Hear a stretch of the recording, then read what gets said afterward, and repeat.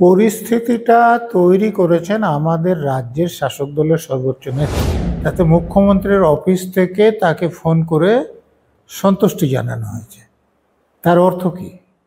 যে জঙ্গিপুরে যে ঘটনাগুলো ঘটেছে সেটার ব্যাপারে মুখ্যমন্ত্রীর অনুমোদন ছিল। এই যে এরকম ধ্বংসাত্মক আন্দোলন, সেটা আমার ধারণায় মমতা ব্যানার্জির ইন্ডিয়া জোটে তার যে দলের ক্ষমতা আছে, তিনি আন্দোলন করতে পারেন, এইটা দেখানোর জন্য করি। নজরুল স্যার, আপনাকে মাধ্যমে স্বাগত। স্যার, আমরা দেখলাম ওয়াকফ আইন নিয়ে যে বিরোধিতা করে যেভাবে মুর্শিদাবাদে যে পরিস্থিতি তৈরি হয়েছে বা যে পরিস্থিতি তৈরি হয়ে গেছে, কিভাবে দেখছেন বিষয়টা আপনি? পরিস্থিতিটা তৈরি করেছেন আমাদের রাজ্যের শাসক দলের সর্বোচ্চ নেত্রী, যিনি মুখ্যমন্ত্রীও বটে, পুলিশ মন্ত্রীও বটে। আপনারা খেয়াল করুন যে প্রথম দিন, খুব সম্ভবত 8 তারিখ, এই কসবাই যে আন্দোলন, তার আগের দিন, যে ওখানে ভাঙচুর হলো, সরকারি সম্পত্তি নষ্ট হলো, পুলিশের গাড়িও সরকারি সম্পত্তিতে, তাতে আগুন ধরিয়ে দেওয়া হলো, পুলিশের লোকেরা গিয়ে দোকানে লুকালো। এই রকম ঘটনার পর রাজ্যের একজন মন্ত্রী প্রকাশ্য সভায় বলছেন যে আন্দোলন যেভাবে হয়েছে তাতে মুখ্যমন্ত্রীর অফিস থেকে তাকে ফোন করে সন্তুষ্টি জানানো হয়েছে। তার অর্থ কি? যে জঙ্গিপুরে যে ঘটনাগুলো ঘটেছে সেটার ব্যাপারে মুখ্যমন্ত্রীর অনুমোদন ছিল এবং ঘটার পরে তিনি তাতে সন্তুষ্ট হয়েছে। তো এইটা নির্দেশ করে যে এই যে শুরুটা পুলিশকে নিষ্ক্রিয় করে রেখে নিজের দলের লোকদের উস্কানি দিয়ে তিনি এই ঘটনাটা ঘটিয়েছেন। পরবর্তীকালে সেটা চলেছে। স্যার, এখানে তো প্রশ্ন হচ্ছে, প্রতিবাদ হচ্ছে একটা আইনের বিরুদ্ধে, ঠিক আছে, কিন্তু সেখানে হিন্দুদের বাড়িঘর জ্বালিয়ে দেওয়া, পুড়িয়ে দেওয়া, লুটপাট করা ঠিক কেন? মানে এইটা তো কোনো যুক্তি নেই, কারণ সব হিন্দুরাও বিজেপি করে না। যদিও কেন্দ্রের বিজেপির নেতৃত্বে থাকা সরকার এই আইন পাশ করেছে, তো তার বিরুদ্ধে কোর্টে মামলা করেছে। এ রাজ্যে শাসক দলের নেত্রীও আছেন সে মামলার মধ্যে। সে মামলাটা এখনো শেষ হয়নি। সুপ্রিম কোর্ট বলে দেয়নি যে কোনো সংশোধন হবে না, যা আছে তাই আইন থাকবে। তার আগে এই যে এরকম ধ্বংসাত্মক আন্দোলন, সেটা আমার ধারণায় মমতা ব্যানার্জির ইন্ডিয়া জোটে তার যে দলের ক্ষমতা আছে, তিনি আন্দোলন করতে পারেন, এইটা দেখানোর জন্য করিয়েছে। যেভাবে আমরা দেখছি একেবারে টাকা পয়সা লুটপাট করা হয়েছে, বাড়ি জ্বালিয়ে দেওয়া হলো। আপনি লুটপাটে কারা অংশ নেয়? এই যে ভোটের সময় যারা বেআইনি আগ্নেয়াস্ত্র, গুলি, বোমা এসব নিয়ে ভোট লুট করে, তারা তো অপরাধী না হলে এই কাজ করতে যাবে না। তো অন্য সময় তো তাদের কাছে অস্ত্রগুলো আছে। তো যখন তাদের আন্দোলন করতে শাসক দলের লোকরা বলে দিয়েছে, পুলিশের লোকেরা নিষ্ক্রিয় থাকছে, তখন তারা ওই আন্দোলনের সঙ্গে সঙ্গে উপরি রোজগার করে নিচ্ছে। এবং তাতে শাসক দলের বিপক্ষে যারা আছে, ঘটনাক্রমে যারা মারা গিয়েছে, গুলিতে যে একজন মারা গিয়েছে সে মুসলমান, কিন্তু বাকি দুজন যাদেরকে কুপিয়ে খুন করেছে বাড়ি থেকে টেনে, তারা হিন্দু। সেই জন্য এইভাবে প্রচার করাও হচ্ছে যে মুসলমানরা এসে হিন্দুদেরকে মারছে। কিন্তু এটা আসলে তৃণমূলের লোকেরা তৃণমূলের বিরোধীদের মারছে। এটা যে সাম্প্রদায়িক প্রচার হলে আমাদের রাজ্যের প্রধান দুটো রাজনৈতিক দলেরই ভোটে কনসলিডেশন হয়, এবং তার জন্য এটা করা হয়েছে। ওখানকার বাসিন্দারা তারা বারবার অভিযোগ করছেন যে পুলিশকে ডাকা হচ্ছিল ফোন করে, পুলিশ আসছে না, 4 ঘন্টা পর আসছে। পুলিশের ভূমিকা নিয়ে কি হবে? পুলিশের লোকেরা যদি শাসক দলের কথাতে চলে, তাহলে তো আপনি যখন ফোন করে ডাকছেন, পুলিশের লোকেরা তো শাসক দলের লোকদের জিজ্ঞেস করবে নেতাদের যে আমরা যাব না যাব না। তো শাসক দলের নেতারা যদি বলেন যে এখন যাওয়ার দরকার নেই, যা হচ্ছে হতে দাও, তো তাহলে পুলিশ যাবে? আমি এটা আইনের কথা বলছি না, আমাদের রাজ্যের পুলিশের অবস্থা যা হয়েছে সে কথা বলছি। আইন অনুসারে পুলিশের নিরপেক্ষভাবে কাজ করা উচিত, দক্ষতার সঙ্গে কাজ করা উচিত, কিন্তু পুলিশ তো তা করছে না। এখানে আপনারা ওই ঝালদা পৌরসভায় দেখেননি, থানার ওসি বিরোধী কাউন্সিলকে ডেকে বলছে যে আপনি যদি জয়েন করেন তাহলে আপনাকে চেয়ারম্যান করা যাবে না, কিন্তু ভাইস চেয়ারম্যান করা যাবে। এটা কোনো পুলিশ অফিসারের বলার কথা? এটা তো শাসক দলের নেতাদের, সেক্রেটারি বা প্রেসিডেন্টের বলার কথা। তো পুলিশ অফিসাররা যখন শাসক দলের নেতার মতো কাজ করতে শুরু করে তখন তারা তো আইন অনুসারে কাজ করতে পারে না। জ্বালিয়ে দেওয়া হচ্ছে, মানুষকে মারা হচ্ছে, সেখানে পুলিশ যাবে না? যাবে না, আইন তো সেটা বলছে না। পুলিশের যাওয়া উচিত, আইন সেটা বলছে, কিন্তু পুলিশ তো ভালো পোস্টিং, পদোন্নতি এটা চাইছে, এবং সেটা শাসক দলের নেতারা দিতে পারে।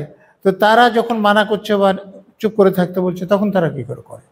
স্যার, পরিস্থিতি এমন জায়গায় দাঁড়িয়ে গেল যে একেবারে এক রাতের মধ্যে কয়েকশো পরিবারকে তারা একেবারে মানে একটা জেলা থেকে আরেক জায়গায় পালিয়ে আসতে বাধ্য হলো। দেখুন, যে কোনো লোক প্রাণটা তো বাঁচাতে চাইবে। যদি একজন দেখে যে তাদের প্রতিবেশী কাউকে কুপিয়ে খুন করে দেওয়া হয়েছে, তো যদি তিনি থাকেন সেখানে, তাকেও খুন করা হতে পারে, তো তিনি প্রথমে চাইবেন তার প্রাণটা বাঁচুক, তারপরে তার সম্পত্তি, তার আত্মীয় স্বজন, সেগুলো পরে। নিজের জীবনটা বাঁচানোর মানুষ সবসময় চেষ্টা করবে আগে। তো সেটা কিছু অস্বাভাবিক ঘটনা নয়। যখন লোক খুন হয়ে যাচ্ছে, ঘরবাড়ি পুড়িয়ে দেওয়া হচ্ছে, লুট করে নেওয়া হচ্ছে, তখন তারা একটা নিরাপদ আশ্রয়ের জন্য অন্য জায়গায় আশ্রয় নেবে, এটা কিছু অস্বাভাবিক ঘটনা নয়। আমরা দেখতে পাচ্ছি একটা ভিডিও ভাইরাল হচ্ছে যেখানে দেখা যাচ্ছে খাওয়ার পাচ্ছে না যারা ওই মানে অন্য জায়গায় এসে যারা অভ্যস্ত হয়ে এসছেন, যারা আশ্রয় নিয়েছে যে জায়গায়, এই স্কুলের বলছি খাওয়ার দেওয়া হচ্ছে না, স্কুলে বলছি খাওয়ার দেওয়া হচ্ছে না, কিভাবে দেখছেন সেটা? ওখানকার প্রশাসনের লোকেরা প্রথমে তো তাদেরকে স্কুলে থাকার ব্যবস্থা করে দিয়েছিল, খাবারও দিচ্ছে, কিন্তু এখন যখন যেখানে ঘর ছাড়া লোকেরা আছেন সেখানে ন্যাশনাল উমেন কমিশন চলে যাচ্ছে, হিউম্যান রাইটস কমিশন চলে যাচ্ছেন, রাজ্যপাল চলে যাচ্ছেন, তাদের সঙ্গে দেখা করছেন, এইটা রাজ্যের শাসক দলের বিপক্ষে যাচ্ছে। অতএব রাজ্যের শাসক দল চাইছে যাতে ওখানে তারা না থাকতে পারে। অতএব তারা যদি সুবিধা দেওয়া হয় তাহলে তো তারা ওই জায়গাটা তাড়াতাড়ি ত্যাগ করতে চাইবেন না। সেই জন্যে যত রকমের অসুবিধা সম্ভব প্রশাসনকে দিয়ে সেটা করা হচ্ছে বলে আমার ধারণা, এটা আমার ব্যক্তিগত মত। যদি আমি যা বলছি সেটা ভুল হয় তাহলে আমি বেশি খুশি হব, কিন্তু আমার মনে হয় প্রশাসনের লোকেরা এই জন্যেই এগুলো করছে, শাসক দলের নেতাদের উস্কানিতে। দেখা যাচ্ছে যে রাজ্যপালের সাথে নাকি দেখা করতে দেওয়া হচ্ছে না, পলিথিন দিয়ে নাকি ঢুকে দেওয়া হচ্ছে, চুপ করছে না। দুর্ভাগ্যক্রমে রাজ্যপালের পদে যারা থাকেন তাদেরও নিরপেক্ষভাবে কাজ করা উচিত, সংবিধান অনুসারে কাজ করা উচিত, কিন্তু আমাদের প্রায় দেশের সর্বত্র, এই যে তামিলনাড়ুর রাজ্যপালকে নিয়ে সুপ্রিম কোর্টে মামলা দেখলেন এবং তা নিয়ে কেন্দ্রের শাসক দলের নেতাদের বক্তব্যও দেখলেন। তো এখানে রাজ্যপালরা যদি কোনো কেন্দ্রের শাসক দলের প্রতিনিধিত্ব করেন, স্বাভাবিকভাবে সেখানে রাজ্যের শাসক দলের লোকেরা তাদের দেখতে পারেন না, তাদের বিরোধ হয়। মানে যদি ভিতরে গোপনে যোগাযোগ থাক কিন্তু উপরে অন্তত বিরোধ হয়। আপনি বলবেন যে এরকম হয় নাকি? আপনি খেয়াল করুন যে এখন যিনি উপরাষ্ট্রপতি আছেন তিনি আমাদের এখানে রাজ্যপাল ছিলেন। আমাদের এখানকার শাসক দলের লোকেরা তার মুন্ডু পাত না করে কোনোদিন ঘুমোতেন রাতে, কিন্তু তিনি যখন উপরাষ্ট্রপতি পদে প্রার্থী হলেন তখন আমাদের রাজ্যের মাননীয় মুখ্যমন্ত্রী, শাসক দলের সর্বোচ্চ নেত্রী, তিনি আগে গিয়ে অন্য একজনকে প্রার্থী করে এসেছেন, কিন্তু তিনি সেখান থেকে সরে গিয়ে ধনকরের সঙ্গে গিয়ে দার্জিলিংয়ে মিটিং করলেন এবং তাকে ভোট দিয়ে নির্বাচিত করলেন। আপনি চিন্তা করতে পারেন? কিন্তু প্রতিদিন তারা একের অপরের পক্ষে বলতেন, কিন্তু তাদের সঙ্গে সম্পর্কটা কত ভালো যে দেখুন আমাদের এখানকার রাজ্যের শাসক দলের নেত্রী অন্য কাউকে উপরাষ্ট্রপতি প্রার্থী ঠিক করার পর যার সঙ্গে প্রতিদিন ঝগড়া করতেন তাকে ভোটে জিতিয়ে আনতে গেলেন। তাহলে ভিতরের সমঝোতাটা কিরকম আছে সেটা দেখুন। স্যার, দেখছি ওখানকার বাসিন্দারা তারা দাবি করছে স্থায়ী বিএসএফ ক্যাম্পে, অর্থাৎ রাজ্য পুলিশ না, তারা ওখানে বিএসএফ প্রথমে এসছে, বিএসএফকে দেখেছে, আমার ধারণা তারা যেটা বলতে চাইছে যে রাজ্যের পুলিশের উপর তারা ভরসা করতে পারছে না, রাজ্য পুলিশ নয়, এরকম কোনো কেন্দ্রীয় বাহিনীর ক্যাম্প। তো তারা বিএসএফকে চোখের সামনে দেখেছে, বিএসএফ তাদের মনে হয়েছে যে বিএসএফ তাদেরকে রক্ষার জন্য কিছু কাজ করে গেছে, বিএসএফ ক্যাম্প চাইছে। আমার ধারণা সেখানে সিআরপিএফ বা সিআইএসএফের ক্যাম্প দিলে তাদের যে খুব আপত্তি হবে আমার মনে হয়। মানে এনআইএ তদন্তের দাবি করছে স্থানীয় বাসিন্দারা।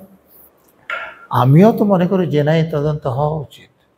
যেভাবে ওখানে বেআইনি অস্ত্রশস্ত্র ব্যবহৃত হয়েছে, যেভাবে শাসক দলের লোকেরা নেতৃত্ব দিয়ে এই দাঙ্গা হাঙ্গামা করিয়েছেন, ফলে শাসক দলের কারা এর সঙ্গে যুক্ত আছেন, এখানকার পুলিশ তো তাদেরকে ধরবে না। এক একজনকে লোক দেখানোর জন্য ধরলেও কেসটা ভালোভাবে সাজাবে না যাতে তাদের সাজা হয়। এনআইএ তদন্ত হলে তাদের সাজা হতে পারে। আমরা দেখতে পাচ্ছি মানে এই যে মুর্শিদাবাদের জাফরাবাদে যে কুপিয়ে খুন করা হয়েছে যে পিতা পুত্রকে, তাদের পরিবারের থেকে দেখা যাচ্ছে যে ক্ষতিপূরণ সরকারের পক্ষ থেকে, সেই ক্ষতিপূরণ তারা নিতে অস্বীকার করেছে। দেখুন, এটা তো খুব স্বাভাবিক। আমাদের আরজিকর কাণ্ডে যে লেডি ডাক্তারকে ধর্ষণ করে হত্যা করে ধর্ষণ করা হয়েছিল, তার পরিবারকে তো এরকম টাকার অফার দেওয়া হয়েছিল। এগুলোর একটাই উদ্দেশ্য যে তাদেরকে কিছু টাকা দিয়ে তাদের মুখটা বন্ধ করে দেওয়া। কথা যদি একবারে বন্ধ না হয় তবে তাদের ভিতরে যদি কিছুটা নরম হয়। তো সেখানে যাদের পরিবারের বাবা এবং ছেলেকে হত্যা করা হয়েছে তাদেরকে টাকা দিয়ে তাদের মুখটা বন্ধ করতে চাইছিলেন রাজ্যের শাসক দল। তো সেটা যে তারা প্রত্যাখ্যান করেছেন, আমি বলবো যে এটা খুব ভালো লক্ষণ। যে আমার পরিবারের লোকজনকে তুমি মেরে ফেলবে, তারপর তুমি টাকা দিয়ে দেবে আমাকে, হয়ে গেল? এটা হয় নাকি? এত কিছু হচ্ছে, মুখ্যমন্ত্রীকে আমরা দেখলাম না, উনি আজকে শালবনী গেলেন, কিন্তু মুখ্যমন্ত্রী যাবে কোন মুখ নিয়ে? মুখ্যমন্ত্রী তো এটা করিয়েছে, তিনি পুলিশকে নিষ্ক্রিয় করেছেন, তিনি তার দলের লোকদেরকে দিয়ে সব হাঙ্গামা করিয়েছেন। মুখ্যমন্ত্রী গেলে তো প্রচণ্ড বিক্ষোভ হবে বলেই আমার ধারণা। তার লোকদেরকে সঙ্গে করে যদি যান তাহলে আবার পুরনো ঝামেলা হবে। মানে যারা এই দাঙ্গা হাঙ্গামায় ক্ষতিগ্রস্ত তারা তো বুঝতে পারছেন যে মুখ্যমন্ত্রী এটা করিয়েছে। আপনি বলছেন এর পিছনে পুরো বিষয়টার পিছনে শাসক দল মদত আছে? তাছাড়া এটা সম্ভবই না। আমি পুলিশের 3 দশকের উপর কাজ করেছি। পুলিশ যদি না চায়, শাসক দলের লোকেরা যদি না চায়, তাহলে দাঙ্গা হাঙ্গামা হয় না। মানে সঙ্গে সঙ্গে সেটাকে বন্ধ করা যায়। আমি তো বলছি প্রথম দিন যদি পুলিশ ঠিকভাবে ব্যবস্থা নিত তাহলে এরকম ঘটনা ঘটতে পারত না। শাসক দলের নেত্রী, যার অধীনে যারা কাজ করেন, তিনি চাইছেন যে আন্দোলনটা জোরদার হোক, লোকে দেখুক যে মমতা ব্যানার্জির কত ক্ষমতা, সেসব স্তব্ধ করে দিতে পারে। তো সেটা দেখানোর জন্য হয়নি। এখানে তো প্রশ্ন উঠছে, একটা আইনের বিরোধিতা করা হবে, সেটা আইনি পথে হবে, স্বাভাবিক পথে হবে, কিন্তু তাহলে এত দাঙ্গা, এত... আরে আপনি, যিনি এখন রাজ্যের মুখ্যমন্ত্রী আছে, আইনের পথে কখন উনি চলেছেন? ওই বিধানসভায় ঢুকে ভাঙচুর কি আইনের পথে হয়েছিল? কোনো পুলিশ অফিসারের মুখে কালি লাগিয়ে দিয়ে কি আইনের পথে হয়েছিল? কোনো পুলিশ অফিসারের চেয়ারে বসে যাওয়া কি আইনের পথে হয়েছিল? ওই জয়প্রকাশ নারায়ণ গাড়ির উপর উঠে নাচানাচি কি আইনের পথে হয়েছিল? ওই যে এখন প্রতি বছর 21শে জুলাই পালন করে, তো সেই আন্দোলনকে আইনের পথে হয়েছিল? এখন যিনি সেই দলের এমপি, তখন হোম সেক্রেটারি ছিলেন, তিনি হাইকোর্টে এফিডেভিট দিয়ে যেটা জানিয়েছিলেন, তাতে কতজন পুলিশ অফিসার সেখানে আহত হয়েছিলেন, কতটা গাড়ি ভাঙচুর হয়েছিল, কতটা বাস পুড়েছিল, সে কথা তো তিনি এফিডেভিটে দিয়েছিলেন। তাদেরকে তিনি এখন নেতা করে রেখেছেন। তো আইনের পথ ধরে তিনি ক্ষমতায়ও আসেননি, ক্ষমতায় আসার পরও আইনের পথে চলেন না। এই যে কোটি কোটি টাকা আদায় করে যোগ্য প্রার্থীদেরকে বঞ্চিত করে অযোগ্যদের চাকরি বিক্রি করে আইনের পথে হয়েছে। এই যে রেশনের মাল ব্ল্যাকে বিক্রি করে দিয়ে টাকা রোজগার কি আইনের পথে হয়েছে? আইন আর উনি অনেক দূরত্ব। উনি আইন অনুসারে কোনো কাজ করেন বলে আমার জানা নেই। উনি সুবিধা মতো আইনের কথা বলেন, কিন্তু আইন মেনেও চলেন না, আইন অনুসারে চলা তো দূরেরই কথা।